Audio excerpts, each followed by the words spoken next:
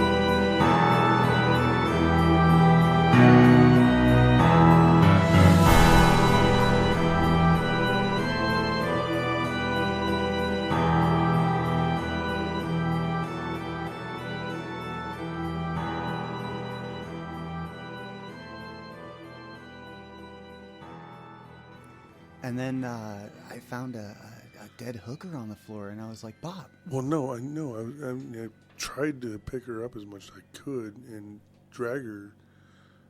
Oh, right. God, we keep doing this. Anyways, welcome back to Dual Thought. Yeah. I am TR. And I'm JJ. Today we have a special presentation for you. We have a few sick stories to present. But first, I'm losing the voice, but yeah. Let's talk about some Halloween stories. How can you lose your Halloween voice, my boy? You've got to be in the theory of Halloween. Yeah, no, done. All right, fine. Dick. Yep. Fine story. Here we go.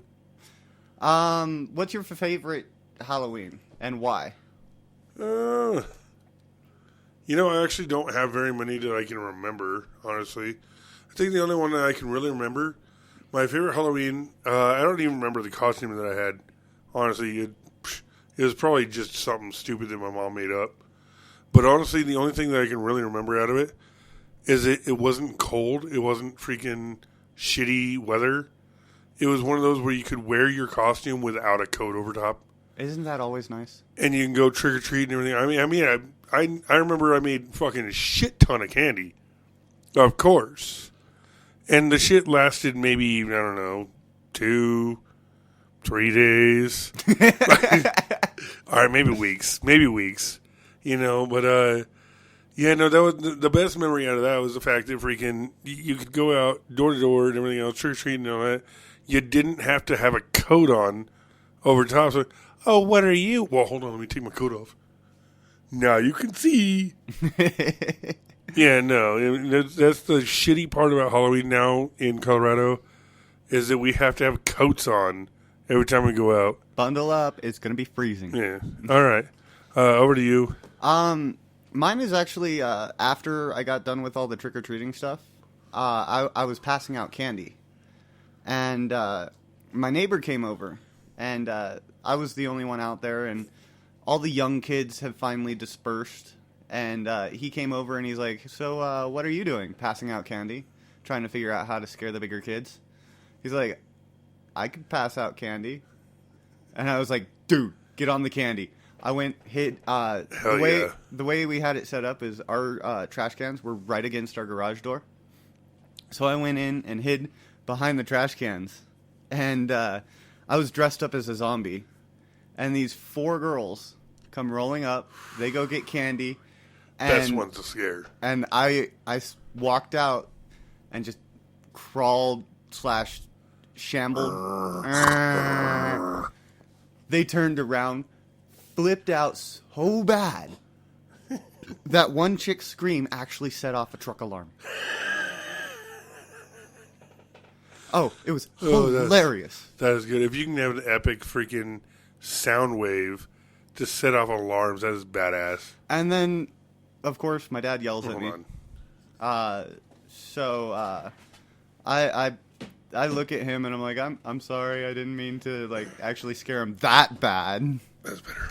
And so they're walking off down the street, and my dad got the truck alarm turned off, and I was like, you know what? That was a good scream. Let's see if I can do it again. Ran down the street, walked up right behind him, and one of the girls that knew that I was doing it hit the girl that screamed, and she was just like, hey, look behind you. And ran down the street. It was hilarious. That's badass. Best Halloween one yet. That's the only other thing I have. Back when I was, I think I was maybe 6 or 7, something like that. And first time in this town, for that matter. And they had a Halloween haunted house set up in the old Poudre Valley feeding store and everything, which is gone by now, of course. But back then, they had a whole setup there, and they had a whole haunted house. Well, my parents thought it was great to put me and my brother through this thing. We're coming through this, and I was okay for most of it. And I think it was one point when Freddy popped out on me. Freddy Krueger? Yeah. It normally, I mean, as a person like me, I've watched all of the freaking movies. But at this time, it freaked me out at some point. I straight up turned, screamed, and ran. Going back the other way. Instead of going forward, I reversed because I'm like, I know my way out. Fuck. I don't know what's laying ahead of me. Because, I mean, that's more scarier than freaking what's big back there. So I went and screamed and freaking ran back the other way. Well, on my way out, screaming and running, I ended up knocking over the fortune teller's little stand she had there. Come to find out what she had there was a little ball over top of a candle. Well, that started a fire. I knocked that shit over. It lit on fire. I made my way out. By the time anybody found me, I was up on the I-25 interstate hump there. I was really gone. I ran, and I kept running. I was done for. I was all the way through Main Street, ran straight up the street and everything else. Was on top of the bridge by the time anybody freaking pulled up and went, stop running, come here, you're good. It was only a haunted house. Nothing's real. It's fine. But she... Yeah, no. I think I had... my parents had to pay a little bit of damages out of that one. But traumatizing Halloween's always great. I think they pretty much went, yeah... We may have to dial it back next year. I have one more. This was when just before I stopped trick-or-treating. So this is my last, going out. Me and my brother, I dressed up as a Grim Reaper with a bloody mask. Ooh, nice. The blood-pumping mask. It was awesome. And my stepbrother decided to dress up as one of the guys running for mayor. Okay. And we went out. It was cold, yeah, but we were both like, fuck this. This is Halloween. No coat. Right. And we went around to one of the doors, and we knocked on the door, and this skeleton right up next to the door goes, "Who goes there?" And we are thinking that it's just me, bitch. We thought it was just some setup so that if you knocked it, it'd go off. Right. And so we're like, well, I'm the Grim Reaper, pump pump, and this is, what's his name? And they go, what do you want, Grim Reaper and this dude? And I went, what? No way! That's the coolest shit I've ever seen. And then they opened up the door and they showed us a little microphone and everything. Nice. We're like, damn, that is so cool. I think the only one I had on that is we went up to one of the houses one Halloween, and the coolest part about it is this dude gave me the inspiration for one of my Halloween themes. This dude actually dressed up in a scarecrow kind of thing, beheaded scarecrow and such. And he sat on the porch. He's an older guy, too. I think he was in his 50s, 40s, you know. He sat there on the porch waiting, and they had a bucket in his lap, said, take one. And anytime one of the kids would come up and take one of the candy or whatever, and he wouldn't do it every person. Mm-hmm. He'd wait and make sure there's a nice group and everything like this. You'd go up, you'd take a piece of candy. All of a sudden, the freaking thing would pop up, would scare the flying piss out of everybody there. And, I mean, groups of people were screaming and running away. And freaking, I witnessed this one time, and I walked up there to go get my own candy. So take one. And I, of course, took one of the pieces of candy out of the bucket, and I stood there and waited. And nothing happened. I'm like, sir, I know you're there. All right. I just want to say it's cool. Yeah, I guess I'm going to head out now. And I'm like, freaking badass. That's cool. You're good. Freaking, he wouldn't move, though. He wouldn't freaking get up. And freaking, so we go to leave, and he's all, thank you. You guys have a great Halloween. Nice. On the haunted house thing, my mom took me to a haunted house once when I was like maybe 11, and at this point I hate everything horror. Hate horror. Right. I mean, I couldn't even watch Texas Chainsaw Massacre without fucking trying to hide. Well, you suck.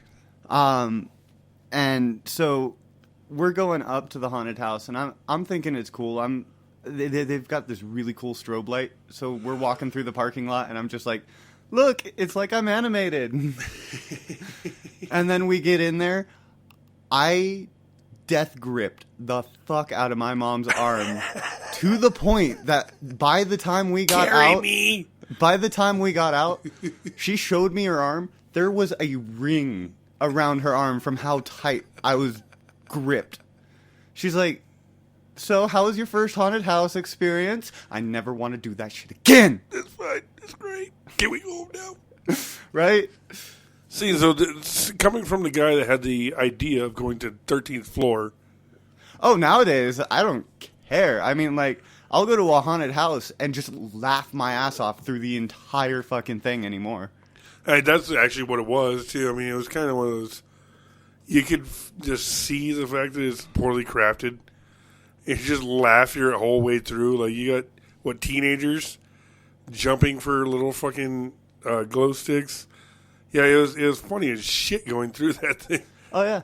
Especially and all the reactions of the people ahead of you. Oh, that's even more hilarious. Everybody's like, oh, give it to the big guy. Make the big guy hold it. Yeah, because the big guy's got the reach. The big guy's got freaking a hand way above everybody else. Going, okay, give me that. Give me that. You go ahead and try to get it out of my hand. Have fun at that. I didn't need the glow stick to see where I was going. I remember fucking you had like 2 people on you jumping to try and get that hell shit. Yeah, dude. At a time, yeah. The only time I ever lowered that thing down was when there was one dude creepy up above trying to like be all spiderlish and shit like that, and I even tried to point it out to you. I'm like, hey, dude, look up. When they had the little slit in the thing, the dude right up above, we went to go through, and he just bats down. Oh, shit, there's somebody up there. Yeah, I know, I told you. Look up. That was the only time I ever fucking lowered the damn thing. I was like, dude, you guys can't get this out of my hand. And then you looked up, and you were like, nice try. Yep, exactly. He freaking bats it. Yeah, that was a good one. Nice try. And we got lost in there twice. Only in the mirror thing. And well, no.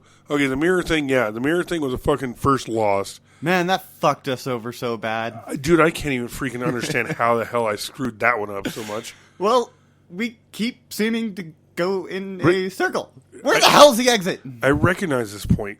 We've been here the last 15 goddamn times. Okay, let's find a new way.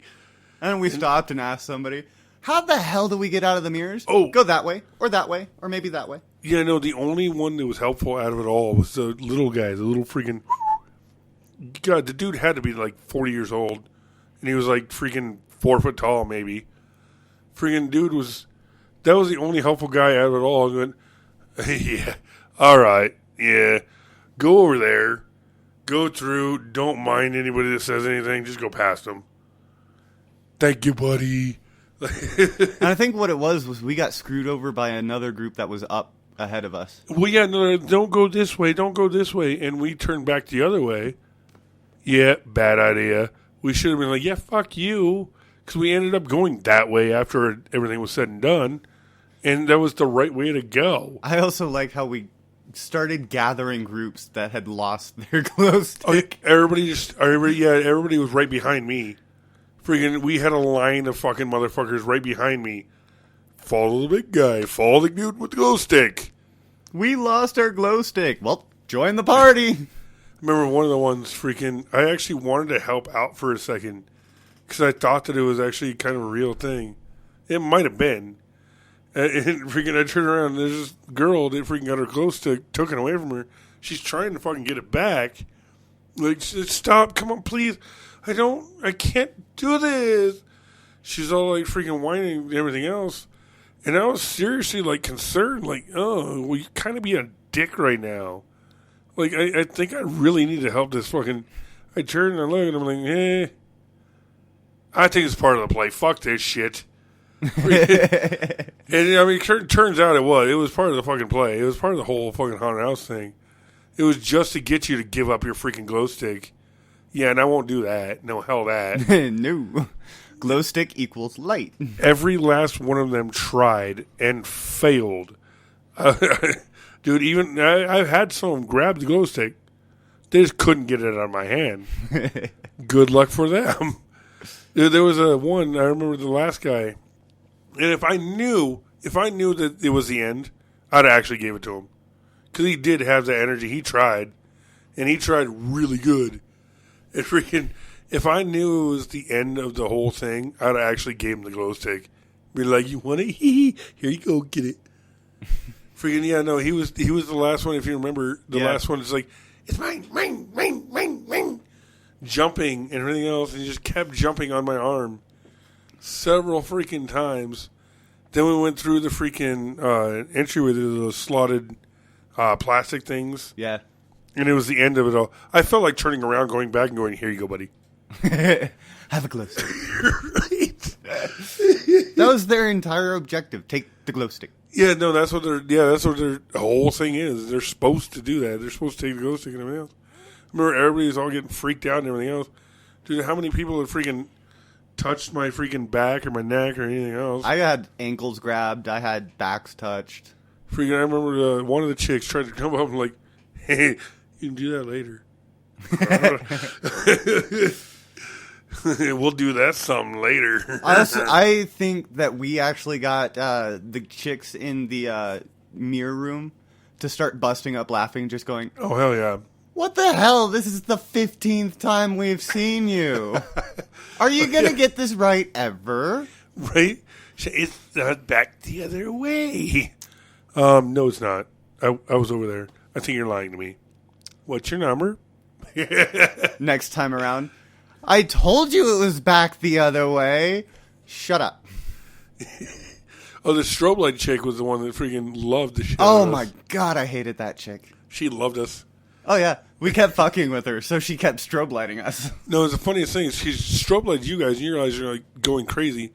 And she goes to do it to me. I just stopped at my place. I'm like, do it again. She's just, no, do it again.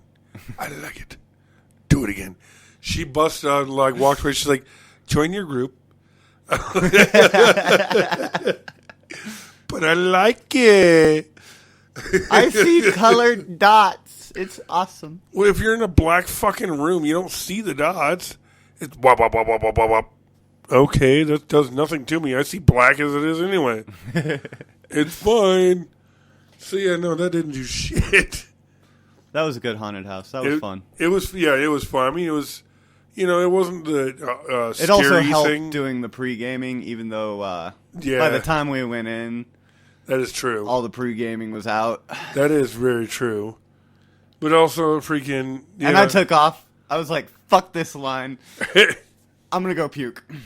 That is true. Yeah, you had a sick moment there. And, holding it out. And it was what pissed me off the most is once you're in line, you can't smoke. Mirror. Like, being a douche. No, I found ways. We all found ways. We're we're going to go smoke. Fuck you. Hold my place in line. I'll catch up with you guys. Whoop. Jump out. Freaking go smoke.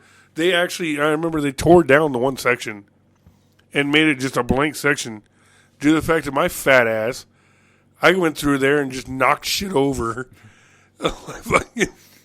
I'm getting through. I need to smoke and I need now. I made my way through going to smoke, and next thing I know, they're like knocking shit down. They're like, oh, screw this. Here, just push it all aside. These motherfuckers are going to come through anyway. Rhino just did, so. And then what was crazy to me was that people were just standing there not going out to smoke until we were like, yeah, fuck this. Oh, then everybody's jumping And lines. then everybody's jumping line and fucking, dude, I had a brilliant idea. Save my spot.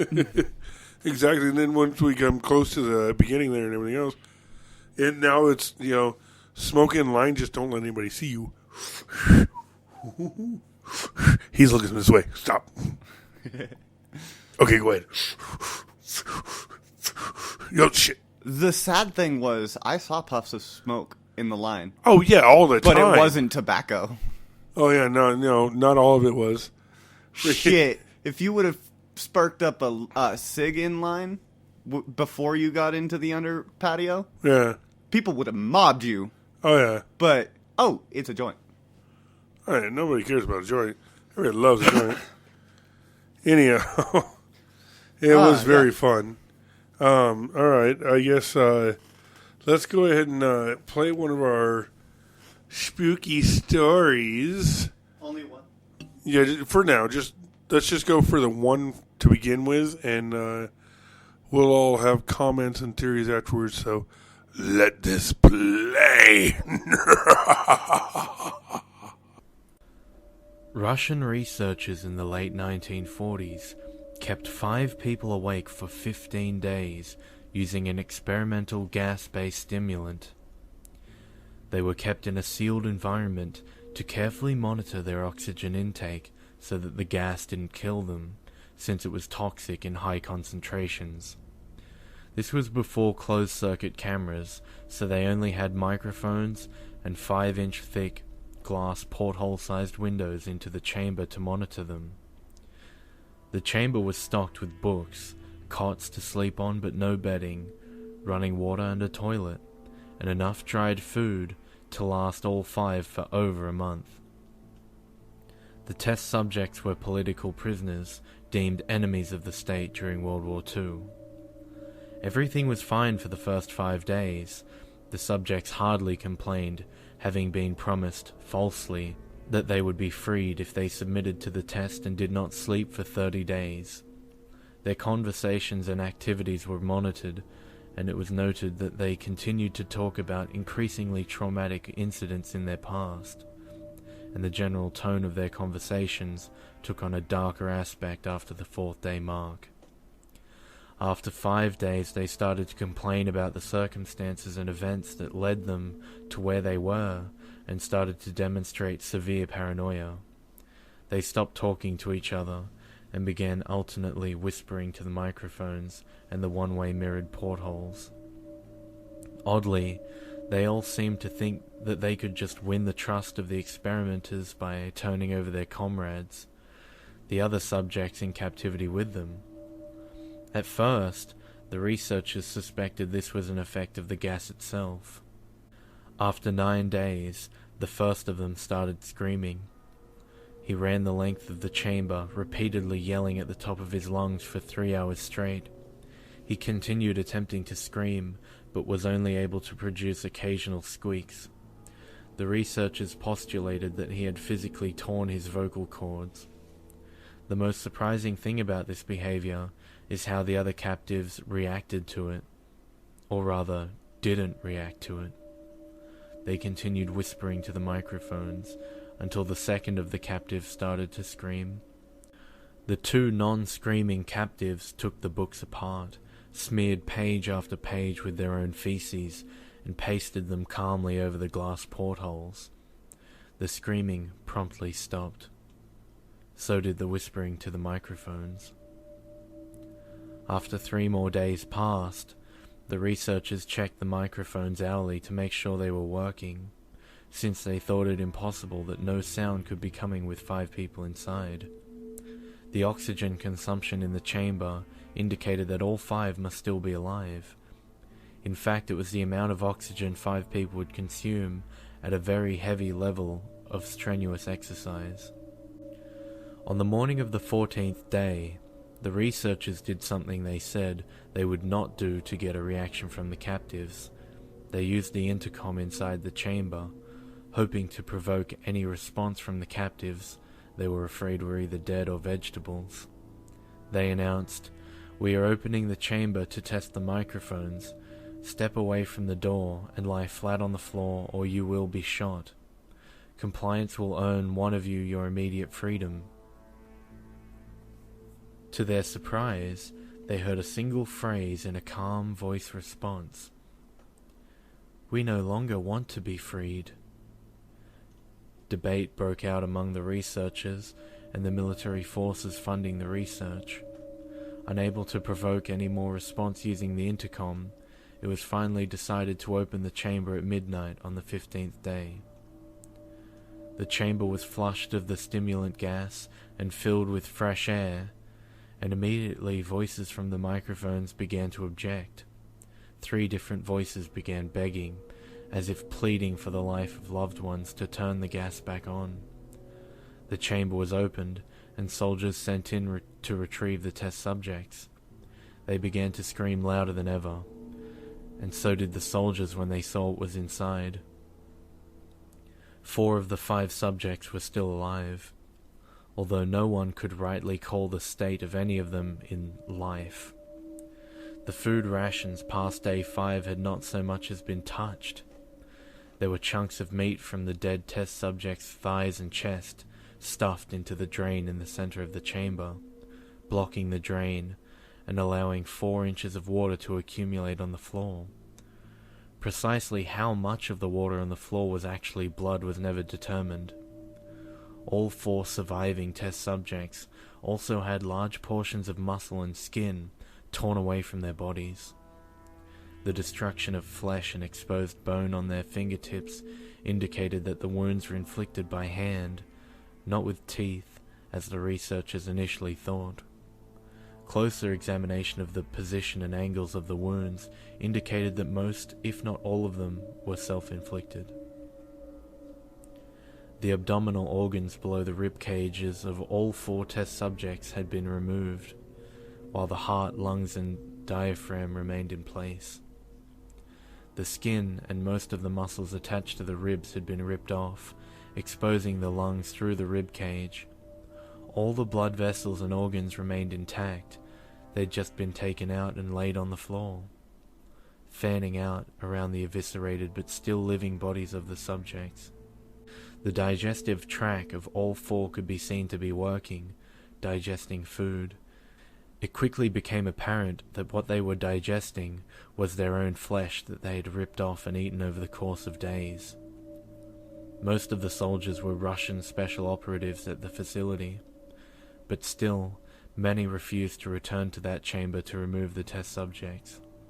They continued to scream to be left in the chamber, and alternately begged and demanded that the gas be turned back on, lest they fall asleep.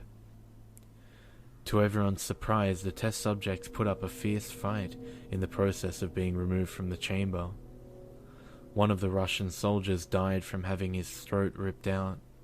Another was gravely injured by having his testicles ripped off, and an artery in his leg severed by one of the subject's teeth. Another 5 of the soldiers lost their lives, if you count the ones that committed suicide in the weeks following the incident. In the struggle, one of the 4 living subjects had his spleen ruptured, and he bled out almost immediately. The medical researchers attempted to sedate him, but this proved impossible. He was injected with more than 10 times the human dose of a morphine derivative, and still fought like a cornered animal, breaking the ribs and arm of one doctor. When heart was seen to beat for a full 2 minutes after he had bled out to the point there was more air in his vascular system than blood. Even after it stopped, he continued to scream and flail for another 3 minutes, struggling to attack anyone in reach, and just repeating the word "more" over and over, weaker and weaker, until he finally fell silent. The surviving 3 test subjects were heavily restrained and moved to a medical facility. The 2 with intact vocal cords continuously begged for the gas, demanding to be kept awake. The most injured of the 3 was taken to the only surgical operation room that the facility had. In the process of preparing the subject to have his organs placed back within his body, it was found that he was effectively immune to the sedative that they had given him to prepare him for the surgery. He fought furiously against his restraints when the anesthetic gas was brought out to put him under. He managed to tear most of the way through a 4-inch wide leather strap on one wrist, even through the weight of a 200-pound soldier holding that wrist as well.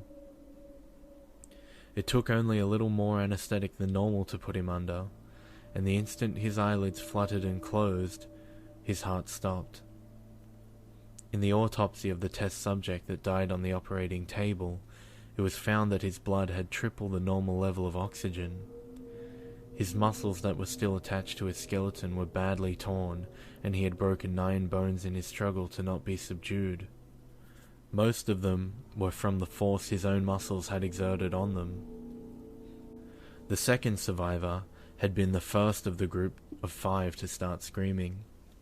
His vocal cords destroyed, he was unable to beg or object to surgery, and he only reacted by shaking his head violently in disapproval when the anesthetic gas was brought near him.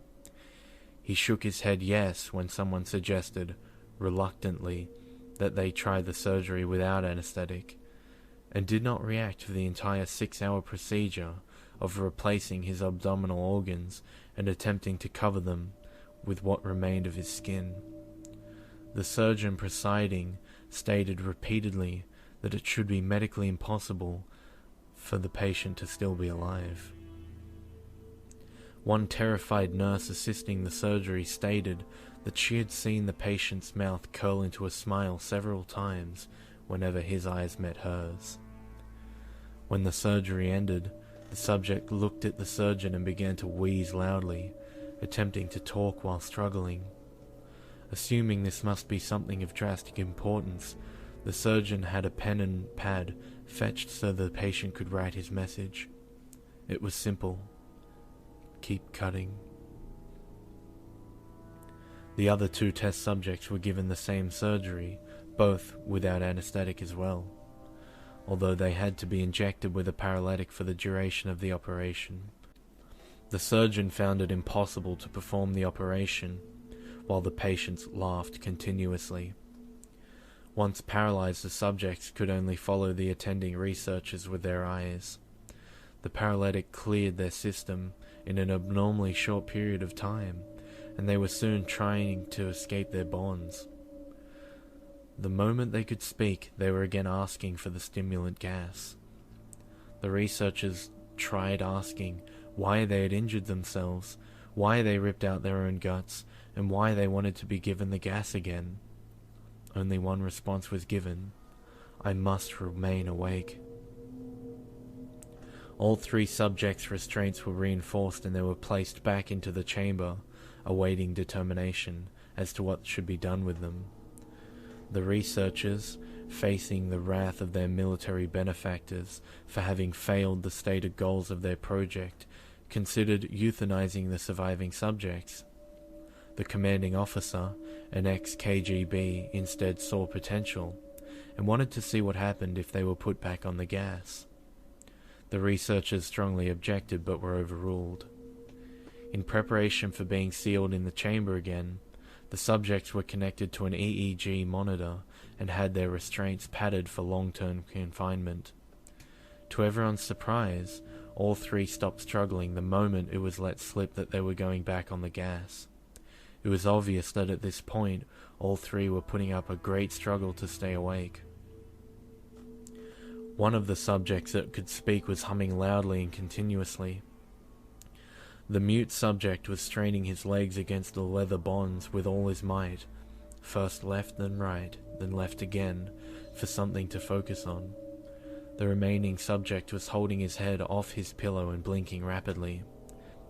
Having been the first to be wired for the EEG, most of the researchers were monitoring his brainwaves in surprise. They were normal most of the time, but sometimes flatlined inexplicably. It looked as if he were repeatedly suffering brain death before returning to normal.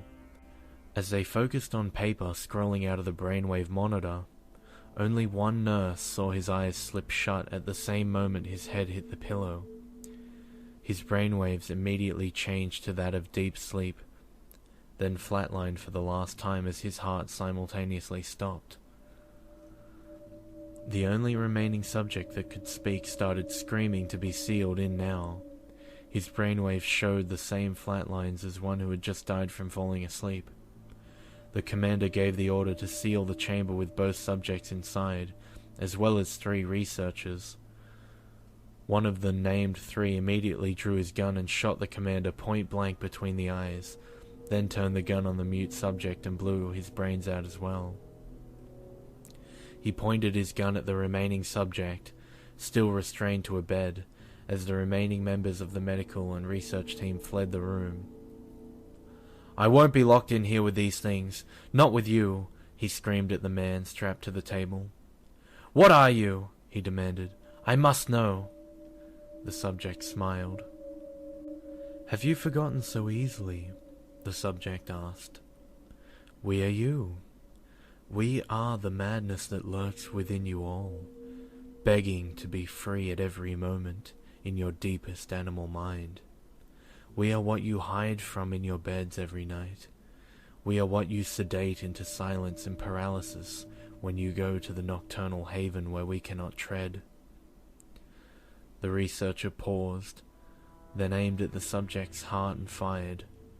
The EEG flatlined as the subject weakly choked out. So nearly free. And that is just one of the scary stories we have for you. Now it's your decision. Is this true? Or is this just scary? I will say, that was fucking creepy. Creepy as hell. Dude, Can you imagine being one of those test subjects? could you imagine being one of the researchers that opened the door to find that shit? Ooh, wow. Oh, Open the door to these people who've dismembered themselves, that have just ripped apart themselves and eating, for that matter, eating themselves to stay alive. blood vessels strewn upon the floor. Yeah, no. You got fucking everything. You got the entire intestine just sprawled out. Good God. Yeah. I mean, can you imagine even being one of them? No. I mean, do they even feel the pain anymore? They like the pain. I don't know if they liked it or if they didn't even feel it anymore. I mean, they're eating themselves. So how would they even feel the pain anymore? It was said within it that during the surgery, when they stopped giving antiseptic, the pain killing stuff, the dude just like sat there quiet and smiled. Yeah, So I'm thinking they were enjoying the pain. quite possibly. We're going to have to thank our person, NateNader77, for posting this on YouTube, where we got it from. And I don't know if you're the reader. I'm assuming as much. But we thank you for this film. Or, not film. Story. Story. Because auditory story. Oh my God, was that creepy? Oh, fuck. We got more to come, too, as well. We got another one. Yes, we do. We'll save that for a little tidbit later. It'll probably be our ending. Yeah, more than likely. I'm going to go with now, what would be your favorite costume to be on any Halloween?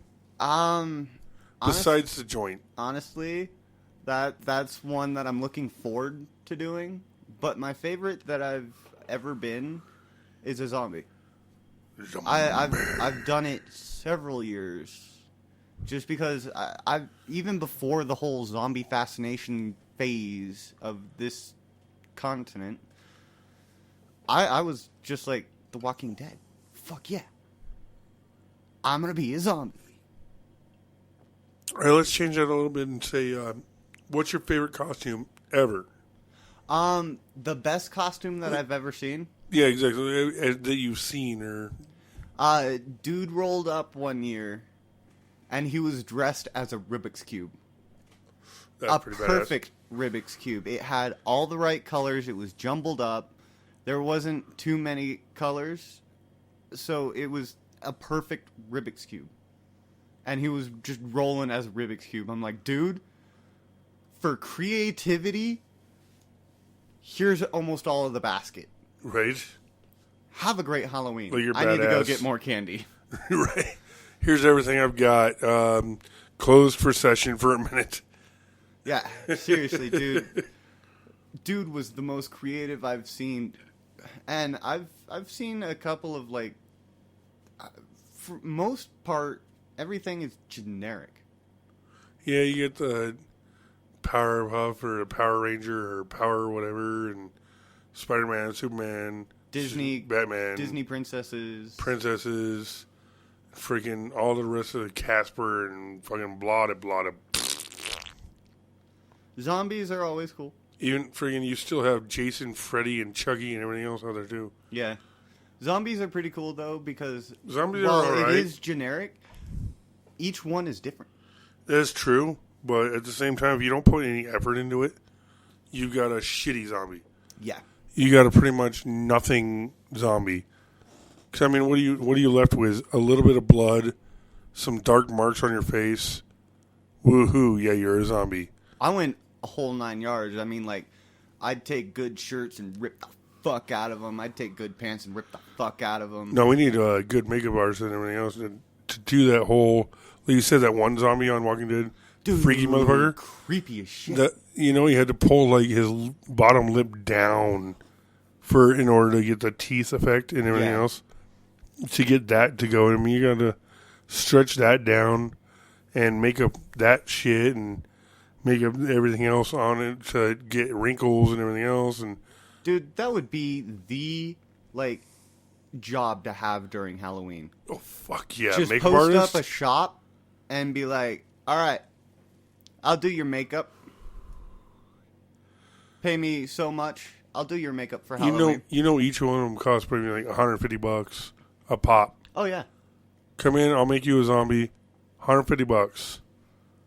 Or insert, like, Leatherface. Even that, yeah. Just no. See, you have Leatherface, and then you have the original Leatherface. The original is more scary than the freaking jackass they have playing the later ones. Oh, yeah. And I know, I mean, we've all seen that show where all the makeup artists go on and do challenges and shit. I heard about it. I personally didn't see it myself. But, yeah, no, I heard about that one as doing the whole makeup thing, and whoever wins, you got the makeup of masks and everything else. Yeah, and, like, shit. They were coming out with some cool shit, like aliens and, like, unique fucking... I mean, if you posted up a shop and just been like, I'll make you a mask, come to me in advance, of course. Like, start setting up at October. Right. 1st of October. Oh, hell yeah. And just start taking in orders for, like, people to put on masks. In we order can to do the glue freaking- at home and everything. In order to make the Halloween thing, you got to start, actually, I'd say November, start going in and getting your costume. November? Well, if you want a detailed out shit, you want it good, Right after Halloween, start coming to me. basically, yeah. We'll start making your costume for next year. Yeah. That way you have some pimp. And not an actual pimp. That one's easy. Oh, just get some purple. Yeah. Some pimple and baby powder and a couple chains. You're good. Anything fluffy. My pimp hand needs powdered. Slap! Now what we say to these bitches? We say to these bitches, a slap. What the five fingers say to the face? Slap. Slap! We watched that movie a little too much. Probably. And if you guys don't know the movie, well, sucks to be you. Yep. But yes, no, I'd say best Halloween costumes are original Halloween costumes. Not these, store-bought bullshit. I'd say pretty much anything that you can really come out with on your own. Something just to design. Even get store-bought and redesign it. Oh, yeah. I mean, like, actually take the time to... Hell, I know all of us aren't good with needles and thread and sewing machines, so... But at least take that generic costume And create add to something it. out of it. Yeah, create something out of it. Hell, I know that I buy used 2 or to 3 costumes and mix and match. I used to use a mask a few years. But I'd keep changing that mask up. I'd alter it. And by the time I was done, it had bug-ass, like, crazy eyes and shit. It had these, bloody drool marks and everything, scarred to shit and everything else.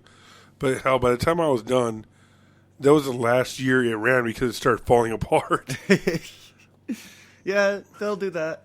It was so dyed out and freaking maked over that it started, by the end of the night, it started actually just falling off of my face. Ah. By the time it was said and done. Because the thing was so old and so decrepit. I mean, you're using, pre-dried latex, and you're just fucking it over and over and over again. Yeah. What we need is, we need to have latex to play with and just create something. My stepdad, when he was cool. When he was cool. I don't know if there was a time. He had a, latex that you were to form your face to. And you'd put it on and form your face, and then afterwards it was pure white latex. So you'd just paint on and scratch out your own shit. Do what you want to it. And, dude, he was creative on that shit. And, I forgot he had it one year. And it's not really a Halloween story because it wasn't on Halloween that this happened. But me and my cousin were playing hide and seek. And we had a whole neighborhood and everything. And we were roaming our property. And he puts on the mask. And goes out and hides behind the barn. And then just comes out all really fucking creepy and ghost-like. And both me and my cousin just fucking scream and run and cry. We're like, there's a ghost! We saw the ghost! It was over there! He's coming to get us! Oh, yeah, we were flipped out. Oh, That's scary nice. scary time. But, I mean, anytime you can do that to, the kids and fucking fuck definitely. with them. Oh, fucking I do mean, it. I think for older people, that's just what Halloween is. It's just to fuck with people now. Oh, yeah. Because, we can't dress up and go trick-or-treating anymore. Oh, we can, but most people go, aren't you a little old? Fuck you, I'm a kid at heart. I'm trying to do, have you ever seen Recess? I like free candy, too. No. There was a cartoon, Recess, and on it, there was this mythical thing that you were supposed to do as a kid on Halloween, and it was to fill two pillowcases of candy, 3 pumpkins, and a plastic bag, and it was supposed to be impossible. And then they, at the end of the night, their gym teacher hits their door, and he's got two pillow sacks, 3 pumpkins, and he's getting the plastic bag filled. Oh, shit. They're like, how? He's an adult. He can go further. Right? Get in the car, drive to the next house. Ding. Exactly. If only adults were able to trick-or-treat anymore. Now that doesn't happen. I think we need to introduce trick-or-treating. No, the only for time adults trick-or-treat anymore is when they have small children. Well, yeah, but the children are the only ones who get the candy. Oh, no, I mean, in my old neighborhood, we'd be like, all right, here's your candy, and go give this to your dad. Which, yeah, no, freaking, I think we need to introduce adult trick-or-treating. Alcohol. Right, we come to the fucking door, trick-or-treat, here's a shot. Straight up. Here's a shooter. Straight up, that's what I'm saying. It costs you $1 a pop. Let's introduce adult trick-or-treating. And let's For the adults that are taking around their small children. So the kid... Sir, you need this. You get your kid at home. They're freaking hyper as shit. Going off of candy and going crazy and everything else. You have a bag full of shooters.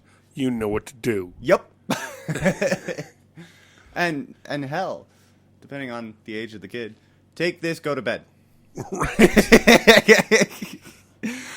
not away. Advertising child drunkenness here. Go away, mommy and daddy are going to get drunk now.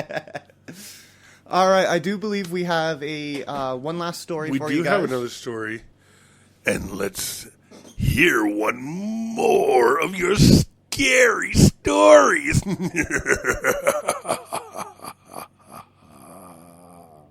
When I was a young child, my family lived in a trailer on the edge of town. My bedroom was a glorified closet where my bed, a mattress that sat on the floor, rested under the window. Directly across from my bed was a small walk-in closet that was supposed to have a sliding door, but didn't.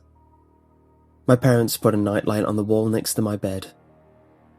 Each night, I'd beg my parents not to close the bedroom door. I was 6, and the door would get jammed in the frame, making it very hard to open. Most nights I was lucky and they would leave the door cracked. However, some nights the door would be closed. The trailer park was loud at night. The locals would stand in their yards drinking and carousing. As strange as it may sound, I welcomed this noise. There was this tall mirror in the closet, and on the nights where the bedroom door was closed and the neighbours were being quiet, I would see this ghastly figure standing in the mirror and hear it tapping on the glass. Grey skin stretched tight across his bony face and toothless grin. The very sight of him was enough to make me pee myself. I'd lay there quietly, with a blanket pulled up to my head, staring at the man tapping on the mirror. He'd whisper loudly, "Hey, little boy, let me in." I don't remember if this ever stopped, but my parents ended up buying a house on the other side of town around the time I started first grade. I had my own bedroom, and my own bedroom door had a closet. Several years passed and I had all but forgot about the man in the mirror. I was at a sleepover with my friend Devin when I heard a very familiar whisper. "Oh, hello, little boy.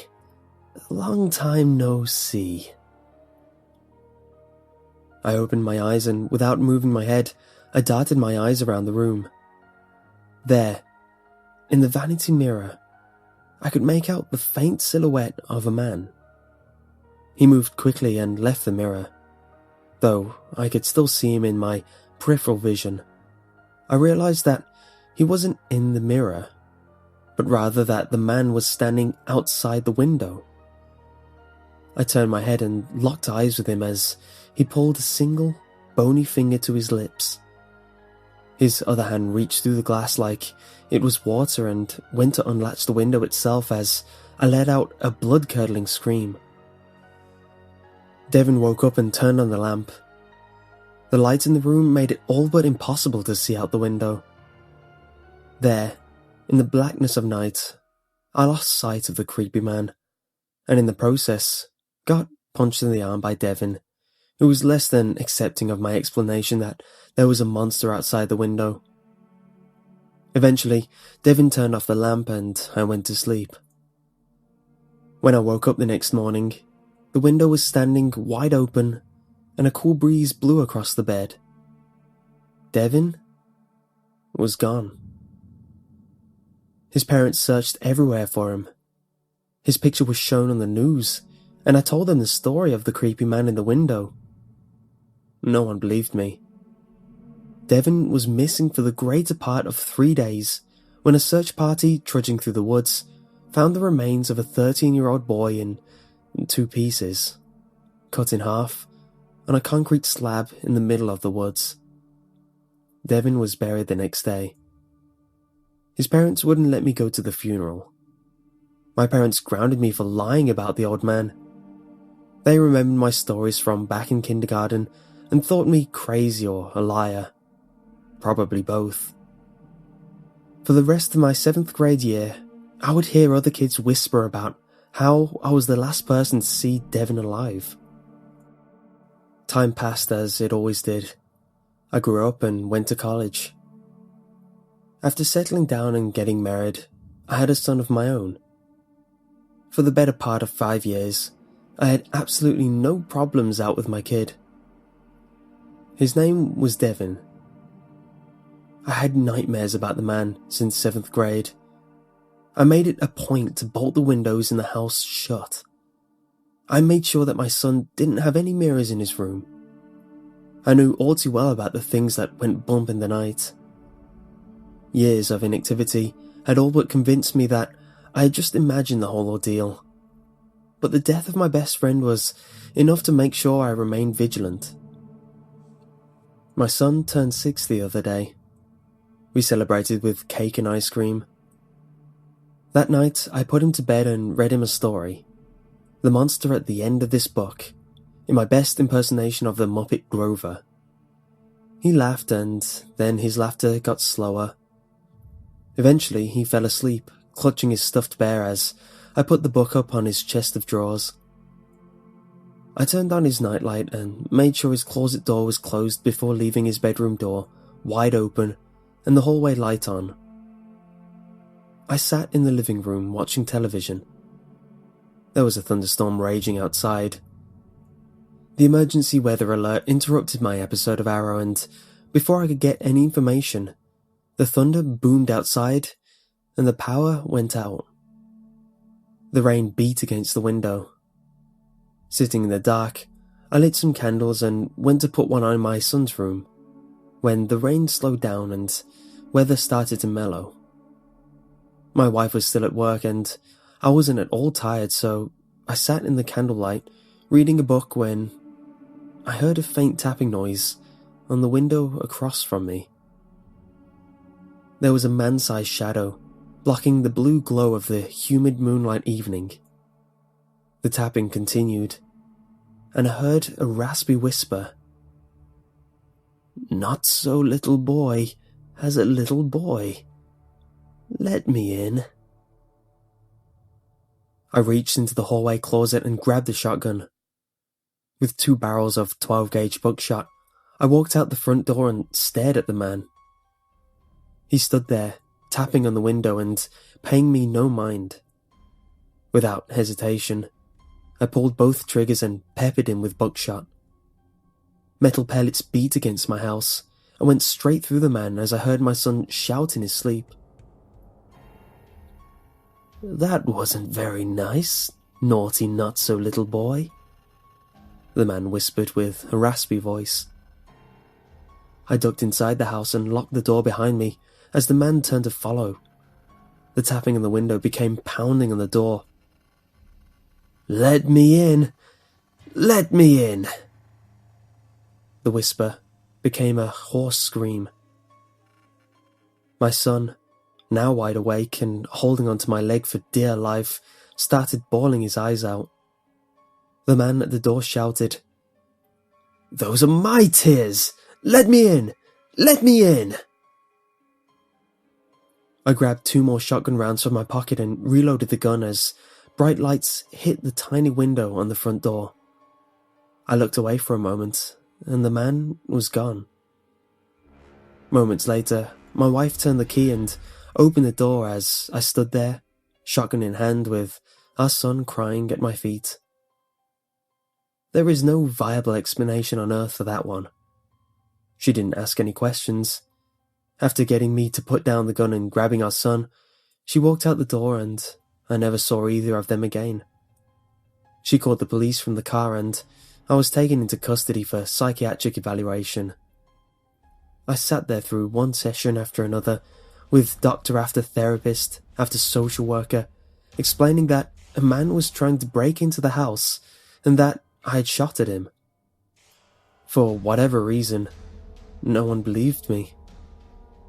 I guess in retrospect, telling a psychiatrist that the monster that lived in your closet as a child showing up on your doorstep 25 years later is a bit of a stretch. Still, it happened. The worst part of knowing the truth is that no one wants to believe it.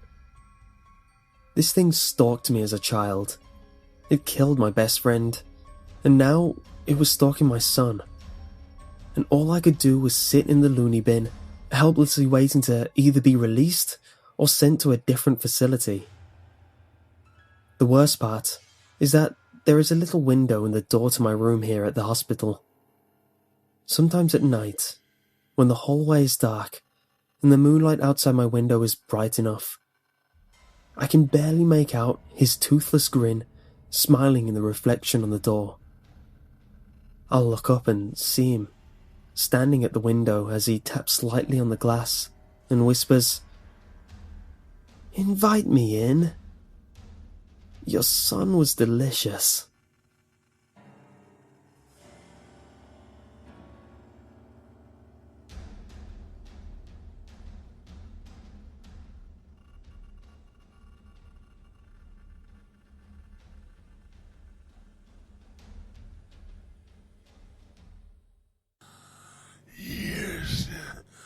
Let me in. Let me in. Just another scary story to be presented to you. This one we have credit to creepypasta. Wow. I mean, Creepy. yeah. Very. I Especially the end. will have to say, yeah. Especially with the your little boy was Tasty. delicious. Yeah. Man, the people. If you don't know what this is creepypasta. It's there's a website devoted to amateur online horror writers, and they're being read to us by people on the internet. Which we're assuming is the same people that are posting. That's why we're giving credit to the names we have here. But we've tried to find the writers. We can't find a name to them. So whoever wrote these stories, thank you. They are quite creepy, and what a way to celebrate Halloween with some creepy horror stories. Fuck yeah. I mean, it's better than the Bloody Mary story. Right. That's been played out. Overplayed. So thanks for some creativity. Thanks for giving us some new nightmares. Yeah, I'm going to enjoy these tonight. Just say, I mean, it's close to my bedtime as it is now. Yeah, I'm screwed. Yeah, just a little. It's good. But, so we're going to leave you guys on that note. And, by the way, if you want to do some research and read some of these on your own, it's creepypasta.com or, Creeps MC, It creeps MC Pasta. Yes. Creeps MC Pasta tries to put out another video every once in a while on the new guys stuff. So, Yeah, and this is the last one that was read was by Creeps MC Pasta. So and he has the most out there for Red. yeah, So if you have the time, go ahead and look him up. Listen to some more creepypastas, or go read your own. Go on the site creepypasta.com and yeah, you've got a plethora of creepy things to read. Not only the couple few that we've shown you here, but also there's plenty more creepy stories. and most of them are good. I mean, this is where we got Slenderman from. Yeah. And if you want to even submit one, just to Dual Thought itself, just so we can play it for you, record it, send it to us, we'll play it on air. or even send it to us in an email. We'll read it. Yeah, either way. If you want to come up with your own, hell, if you want to come up with your own and it's that good, we'll even admit it to Creepypasta on your behalf and get it put out there on air for you. We'll do the reading, Editing, everything that needs to be done on that. We'll do it for you if you don't have the ability to do it yourself. But if you have your own creepy story that you've been working on, I know I'd like to hear it. we would love to. Yeah. It's all free of charge. We'll do it. Yeah, I'm not charging a damn thing. Nah. Send me whatever. And in fact, if it costs me anything to put it on Creepypasta, I'm good with it. I'll pay the pay. Yeah. As long as it's a good story, I'll put it on. I'll pay it. It's fine by me. Because I like good stories. Good horror stories. Well, I like good stories to begin with. Anyway. Well, yeah, I mean, like, fantasy stories are good. Hell, too. send me any story. And freaking, if it's horror stories you want Creepypasta to have, I'll pay to put it on there. Any other stories you have, I'll pay to put it on whatever else. And we'll even do a reading for you. Fuck yeah. As long as it's good and creative, and we feel that you put some time into it and didn't just like rip something off. Like, once upon a time, the princess went to a castle. Yeah, fuck you. No, not doing it. But if you're creative and do your own, send it in. We'll read it. We'll admit it wherever we can. We'll help you out. We'll get your name out there. Hell yeah. I mean, I'm not taking credit on anything.